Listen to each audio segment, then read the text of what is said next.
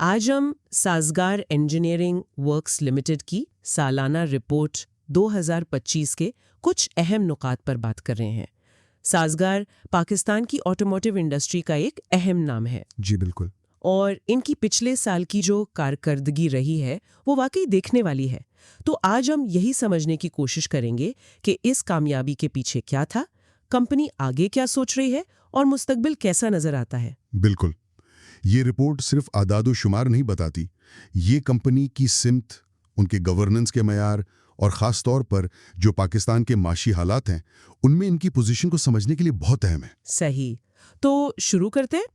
سازگار انجینئرنگ بنیادی طور پر کرتی کیا ہے؟ ان کی مین پروڈکٹس کون سی ہیں؟ دیکھیں، سازگار کے 3 بنیادی شعبے ہیں۔ ایک تو 4 ویلر گاڑیاں ہیں جس میں مسافر کاریں اور آف روڈ گاڑیاں آ جاتی ہیں۔ دوسرا 3 ویلر گاڑیاں، یہ تو ان کا پرانا اور مضبوط کام ہے۔ جی۔ اور تیسرا شعبہ ہے آٹوموٹیو پارٹس کا، خاص طور پر ٹریکٹر کے پہیوں کے رمز بناتے ہیں یہ۔ اور یہ جو 4 ویلر میں ان کی کامیابی نظر آ رہی ہے، اس میں ان کی بین الاقوامی شراکت داریوں کا بڑا ہاتھ لگتا ہے۔ جی ہاں، یہ بہت اہم ہے۔ انہوں نے چین کے 2 بڑے آٹوموٹیو گروپس ہیں، ایک بیجنگ آٹوموٹیو گروپ کمپنی یعنی BAIC اور دوسری گریٹ وال موٹر GWM، ان کے ساتھ ٹیکنیکل معاہدے کیے ہیں۔ اچھا، تو اس کی وجہ سے وہ جدید چینی ٹیکنالوجی اور ڈیزائنز پاکستان لا رہے ہیں۔ تبھی ہمیں مارکیٹ میں حوال، بیجی، GWM، ٹینک 500 اور اورا جیسے نئے برانڈز نظر آ رہے ہیں جو سازگار بنا رہی ہے یا بیچ رہی ہے۔ بالکل، اور 3 ویلر میں تو ان کا اپنا سازگار برانڈ کافی عرصے سے چل رہا ہے۔ ہاں، وہ تو کافی مشہور ہے۔ ایک اور بات رپورٹ میں تھی کہ وہ اپنا ورلپول ہوم اپلائنسز کا کاروبار بند کر رہے ہیں سپٹمبر 2025 سے۔ جی، یہ ایک اسٹریٹجک فیصلہ لگتا ہے، مطلب تاکہ کمپنی پوری توجہ اپنے اصل آٹوموٹیو بزنس پر رکھ سکے، خاص طور پر 4 ویلر اور جو نئی ٹیکنالوجیز آ رہی ہیں۔ فوکس کرنے کے لیے۔ جی، کمپنی کی تاریخ بھی دلچسپ ہے۔ 1991 میں پرائیویٹ لمیٹڈ بنی، پھر 1994 میں پبلک لمیٹڈ ہو گئی اور پاکستان اسٹاک ایکسچینج میں بھی لسٹڈ ہیں۔ تو اس کا مطلب ہے کہ شیئر ہولڈرز ہیں اور ریگولیشنز بھی سخت ہوں گی۔ یقیناً، ان کے دفاتر اور پلانٹس وہ سب لاہور میں ہیں۔ اچھا، آپ ذرا قیادت پر بات کر لیں۔ بورڈ آف ڈائریکٹرز میں کون کون شامل ہے؟ کوئی خاص بات وہاں؟ بورڈ کی ساخت اگر دیکھیں تو کافی متوازن لگتی ہے، تجربہ بھی ہے اور نگرانی کا عنصر بھی۔ چیئرپرسن مسز سائرہ اسد حمید ہیں، نان ایگزیکٹو ہیں۔ یعنی روزمرہ کے کاموں میں براہ راست شامل نہیں؟ جی، اور انہیں 23 سال سے زیادہ کا تجربہ ہے۔ چیف ایگزیکٹو مسٹر میاں اسد حمید ہیں، جن کا 4 ویلر پروجیکٹ شروع کرنے اور خاص طور پر یہ جو ہائبرڈ گاڑیاں ہیں HEVs، انہیں متعارف کرانے میں اہم کردار رہا ہے۔ اور ایگزیکٹو ڈائریکٹرز میں؟ وہاں بھی تجربہ کار لوگ ہیں۔ مسٹر سعید اقبال خان ہیں، وہ 3 ویلر ڈویژن کے CEO ہیں، 38 سال سے زیادہ کا تجربہ۔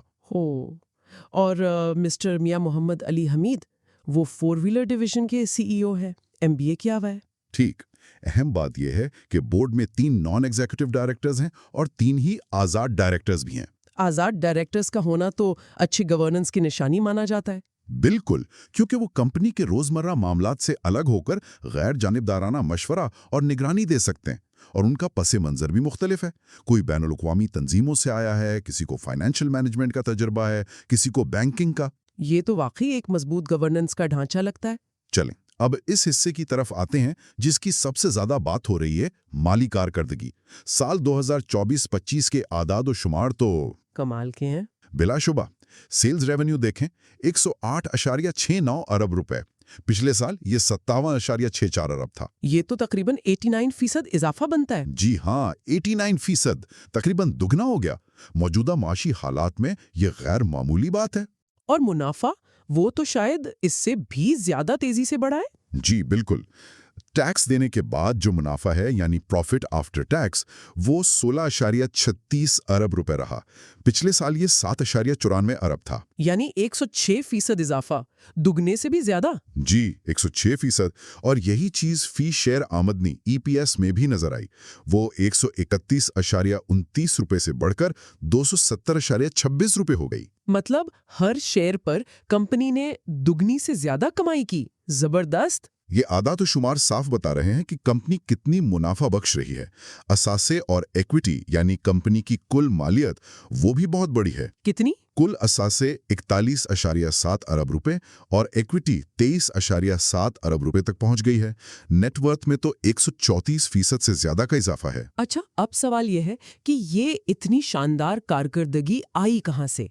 क्या कोई एक शोभा था जिसने ये सब किया? रिपोर्ट के मुताबिक तो इसका सेहरा बुनियादी तौर पर 4 व्हीलर डिवीजन को जाता है, खासतौर पर जो हवाल की एसयूवी गाड़ियां हैं। अच्छा, हवाल। जी, उनकी मांग बहुत ज्यादा रही। 4 व्हीलर की सेल्स देखें तो 98.17 अरब रुपए हुई।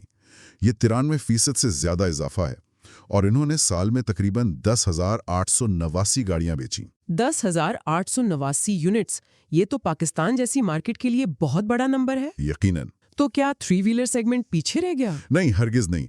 3 व्हीलर ने भी बहुत अच्छी कारकर्दगी दिखाई। इनकी सेल्स 9.82 अरब रुपए रहीं। ये भी 70% इजाफा है। अच्छा। और यूनिट्स के लिहाज से 25,786 गाड़ियां बेची। एक दिलचस्प बात यह है कि इसमें तकरीबन 69 मिलियन रुपए की बरामदात भी शामिल हैं। बरामदात? किन ममालिक को? जी, रिपोर्ट में जापान, अमेरिका, लाइबेरिया, नाइजीरिया और फिलीपींस का जिक्र है। तो ये जाहिर करता है कि साजगार अब बैनुल-अक़वामी मार्केट में भी जगह बनाने की कोशिश कर रही है। ये तो अच्छी पेशरफ्त है। ऑटोमोटिव पार्ट्स वाला शोभा कैसा रहा? उसमें थोड़ी कमी आई है। सेल 0.70 अरब रुपए रहीं, जो तकरीबन 34% कम है। शायद कंपनी की तवज्जो अब ज्यादा 4 व्हीलर पर है। हो सकता है। और होम अप्लायंसेस का तो आपने बताया कि वो बंद ही कर रहे हैं। जी, वो तो अब खत्म हो रहा है। शेयर होल्डर्स के लिए यकीनन ये साल बहुत अच्छा रहा होगा। बिल्कुल। कंपनी ने कल 52 रुपए फी शेयर का डिविडेंड तजवीज किया है। 32 रुपए तो पहले ही उबूरी तौर पर दे चुके हैं। और 20 रुपए अब फाइनल? जी, 20 रुपए हतमी तौर पर तजवीज किए गए हैं। ये शेयर होल्डर्स के लिए एक अच्छी खबर है। और कंपनी ने मुल्की मुआइशत में भी हिस्सा डाला होगा, टैक्स वगैरह की सूरत में। जी हाँ, काफी बड़ा हिस्सा टैक्स और ड्यूटीज की मद में तकरीबन 37.65 अरब रुपए कौमी खजाने में जमा करवाए। 37.65 अरब? जी। इसके अलावा मुलाजमीन की तनख्वाहों और मराद पर 2.12 अरब रुपए खर्च हुए और जो मालियाती इदारे हैं, बैंक वगैरह, उन्हें सूद की मद में 230 मिलियन रुपए से कुछ ज्यादा अदा किए। ये आदाद व शुमार कंपनी के मुआइशत पर मुस्बत असर को वाज़े करते हैं।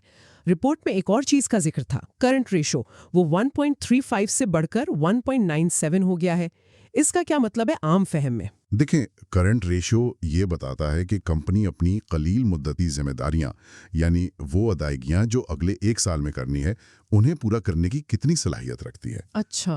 तो 1.97 का रेशो ये मतलब रखता है कि हर 1 रुपए की फौरी जिम्मेदारी के बदले कंपनी के पास तकरीबन 1.25 रुपए 1.97 रुपए के कलील मुद्दती असासे मौजूद हैं, जैसे कैश, बैंक बैलेंस वगैरह। तो ये पिछले साल से बेहतर है? जी, पिछले साल ये 1.35 था, तो ये नुमाया बेहतरी है। इससे जाहिर होता है कि कंपनी माली तौर पर ज्यादा मुस्तहकम है, लिक्विडिटी पोजीशन बेहतर है। ये तो हो गई पिछले साल की कहानी, जो काफी मुतासिरकुन है। लेकिन अब आगे क्या? कंपनी इस कामयाबी को कैसे बरकरार रखेगी? मुस्तकबिल की हिकमत अमली क्या है? रिपोर्ट में कंपनी के मकासद वाज़ेह तौर पर बयान किए गए हैं, जैसे स्टेक होल्डर्स के लिए मुनाफा बढ़ाना, ऑपरेशनल कामों को बेहतर करना, कानूनी पाबंदी, अच्छे लोगों को नौकरी पर रखना और उन्हें संभालना, और पायदारी यानी सस्टेनेबिलिटी और समाजी जिम्मेदारी पर तवज्जो देना। और उन मकासद को हासिल करने के लिए वो क्या कर रहे हैं? क्या हिकमत अमली है? कई चीजें हैं। बेहतर मार्केटिंग मुहिम चलाना, डीलरशिप नेटवर्क को मजबूत करना, नए इलाकों में जाना, नई गाड़ियां और उनके नए वेरिएंट्स लाना। R&D और लोकलाइजेशन पर भी जोर होगा? जी हाँ, खास तौर पर रिसर्च एंड डेवलपमेंट और मकामी सतह पर पार्ट्स बनाने यानी लोकलाइजेशन पर बहुत जोर है। इसके अलावा इखलाकी कारोबारी तरीके, तवानाई की बचत और माशरे की मदद करना भी उनकी हिकमत अमली में शामिल है। रिपोर्ट में एक कैपिटल्स मॉडल का जिक्र था, वसाइल की तकसीम के हवाले से। ये क्या चीज है? ये एक, आप कह सकते हैं, जदीद सोच है। ये मॉडल कहता है कि कंपनी की कामयाबी सिर्फ पैसों यानी माली सरमाया या मशीनरी यानी तैयार शुदा सरमाया पर नहीं होती। अच्छा। बल्कि उसमें इंसानी सरमाया यानी मुलाजिमीन की महारतें, दानिशवराना सरमाया यानी ब्रांड वैल्यू, टेक्नोलॉजी, समाजी और ताल्लुकाती सरमाया यानी स्टेक होल्डर से ताल्लुकात, और कुदरती सरमाया यानी माहौल का ख्याल रखना, ये सब अहम है। तो मकसद इन सब चीजों में तवाज़न रखना है? जी, मकसद ये है कि कंपनी इन तमाम कैपिटल्स को बढ़ाए और जिम्मेदारी से इस्तेमाल करे। ये तो काफी जामे नुक्ते नजर है। अच्छा, इनका सबसे बड़ा मंसूबा क्या नजर आता है इस वक्त? बिलाशुबा सबसे बड़ा मंसूबा तो 4 व्हीलर मैन्युफैक्चरिंग की सहूलत को बढ़ाना है। इस पर तकरीबन 11.5 अरब रुपए लागत आएगी जमीन की कीमत के अलावा। 11 अरब से ज्यादा? ये तो बहुत बड़ी सरमायाकारी है। जी, और इस तौसी का सबसे अहम हिस्सा है न्यू एनर्जी व्हीकल्स यानी NEVs, उनकी मकामी असेंबली के लिए नई सहूलियात बनाना। NEVs यानी हाइब्रिड और इलेक्ट्रिक गाड़ियां? जी हाँ, NEVs पर बहुत ज्यादा तवज्जो है। इसमें तीनों किस्में शामिल हैं। HEVs यानी हाइब्रिड इलेक्ट्रिक, जो पेट्रोल और बिजली दोनों इस्तेमाल करती हैं और खुद चार्ज होती हैं। ठीक है। PHEVs यानी प्लग इन हाइब्रिड, जिन्हें बाहर से चार्ज भी किया जा सकता है। अच्छा। और EVs यानी मुकम्मल इलेक्ट्रिक गाड़ियां जो सिर्फ बैटरी पर चलती हैं। उन्होंने हाल ही में 16 अगस्त 2025 को हैवल H6 का PHEV वर्जन लॉन्च भी किया है। ये तो बहुत बड़ा कदम है। क्या पाकिस्तान की मार्केट इसके लिए तैयार है, खास तौर पर चार्जिंग इंफ्रास्ट्रक्चर के मसाइल को देखते हुए? ये एक अहम सवाल है। रिपोर्ट तो यही कहती है कि हुकूमत NEVs को फरोग दे रही है और ऑटो सेक्टर में रुझान इसी तरफ जा रहा है। साजगार शायद इसमें पहल करके फायदा उठाना चाहती है। चार्जिंग इंफ्रास्ट्रक्चर यकीनन एक मसला है, लेकिन शायद वो शुरू में हाइब्रिड और प्लग इन हाइब्रिड्स पर ज्यादा तवज्जो दें, जो पूरी तरह चार्जिंग स्टेशंस पर मुनहसिर नहीं है। और इसीलिए उन्होंने होम अप्लायंसेस का कारोबार भी बंद किया, ताकि सारे वसाइल इसी तरफ लगा सकें। मुस्तकबिल के माशी मंजरनामे के बारे में रिपोर्ट क्या कहती है? रिपोर्ट में मोहतात उम्मीद का इजहार है। कहा गया है कि मईशत मुस्तकम हो सकती है, तरक्की कर सकती है। शायद IMF प्रोग्रामों से कुछ मदद मिले। ऑटो सेक्टर के लिए इसका क्या मतलब होगा? गाड़ियों की फाइनेंसिंग आसान हो जाती है, पुर्जों की लागत काबू में रहती है और हुकूमत की NEV पॉलिसी भी मददगार साबित हो सकती है। और साजगार का अपना फोकस क्या रहेगा? उनका फोकस तो यही है कि NEVs में सरमायाकारी जारी रखें, मकामी और बरामदी फरोख्त बढ़ाएं और गाड़ियों में ज्यादा से ज्यादा मकामी पुर्जा इस्तेमाल करें। जब कंपनी इतनी तेजी से बढ़ रही हो और इतने बड़े मंसूबे हों, तो अच्छी गवर्नेंस और रिस्क मैनेजमेंट यानी खतरात का इंतजाम और भी जरूरी हो जाता है। इस हवाले से क्या सूरत हाल है? जी, जैसा हमने पहले जिक्र किया, बोर्ड की साख तो मुतवाजन लगती है। एग्जीक्यूटिव, नॉन एग्जीक्यूटिव, आज़ाद डायरेक्टर सब हैं। सुनफी तनव्वु भी है। 2 खवातीन बोर्ड में हैं और तमाम डायरेक्टर्स ट्रेनिंग याफ्ता हैं या मुस्तस्ना हैं। वोट की मदद के लिए कमिटियां भी होंगी? जी हाँ, बिल्कुल। Audit committee, risk management committee, HR committee, नामजदगी कमेटी और पायदारी कमेटी का जिक्र है। ये सब अच्छी गवर्नेंस के लिए जरूरी हैं। और चेयरपर्सन और CEO के किरदार अलग अलग हैं, ये भी एक अहम नुक्ता है। आजकल साइबर सिक्योरिटी एक बड़ा मसला है। IT गवर्नेंस के बारे में क्या इकदामात हैं? रिपोर्ट कहती है कि बोर्ड इसका जिम्मेदार है। किसी मसले की सूरत में बिजनेस जारी रखने के लिए BCDR प्लान मौजूद है। सिक्योरिटी के लिए firewalls, network access control, multi factor authentication जैसे इकदाम किए गए हैं। यानी हिफाजती इंतजामात हैं। जी। और मुस्तकबिल में साइबर इंश्योरेंस लेने का भी इरादा है। कंपनी को किन बड़े खतरात का सामना है? रिपोर्ट में क्या बताया गया है? 2 तरह के खतरात बताए गए हैं, बैरूनी और अंदरूनी। बैरूनी में सियासी सूरत हाल, माशी उतार चढ़ाव जैसे शरह मुबादला, महंगाई, शरह सूद, टेक्नोलॉजी की तब्दीलियां जैसे इलेक्ट्रिक गाड़ियां, माहौलियाती कवानीन, कानूनी तकाजे, रुपए की कदर में कमी और मार्केट में मुकाबला तो यकीनन सख्त होगा। जी, बहुत सख्त। और अंदरूनी खतरात में बुनियादी तौर पर प्लांट और मशीनरी की खराबी का जिक्र है। उनसे निपटने के लिए क्या हिकमत अमली है? हर खतरे के लिए कुछ न कुछ हिकमत अमली बयान की गई हैं, जैसे हालात पर नजर रखना, मालियाती इंतजाम बेहतर करना, R&D में सरमायाकारी करना, कवानीन की पाबंदी, मार्केटों में तनव्वु लाना और मशीनरी की देखभाल यकीनी बनाना। ठीक है, आखिर में पायदारी और समाजी जिम्मेदारी यानी CSR पर बात करते हैं। आजकल ये बहुत अहम समझा जाता है। साजगार इस पर क्या कर रही है? रिपोर्ट से तो लगता है कि वो ESG यानी माहौलियाती, समाजी और गवर्नेंस के पहलुओं को संजीदगी से ले रहे हैं। इसके लिए बोर्ड की सतह पर पायदारी कमेटी भी है और उन्होंने GRI मायारात पर अपनी दूसरी पायदारी रिपोर्ट भी शाये की है। माहौल के लिए क्या ठोस इक़दामात हैं? NEVs के अलावा? NEVs तो हैं ही, इसके अलावा वो 5.7 मेगावाट का सोलर पावर प्रोजेक्ट लगा रहे हैं। 5.5 मेगावाट से ज्यादा? जी, ताकि साफ तवानाई इस्तेमाल हो। उनके पास ISO 14001 माहौलियात के लिए और ISO 4501 सेहत और हिफाजत के लिए सर्टिफिकेशंस भी हैं। और दरख्त लगाना, तवानाई बचाना वगैरह? जी, 2000 दरख्त लगाने का जिक्र है।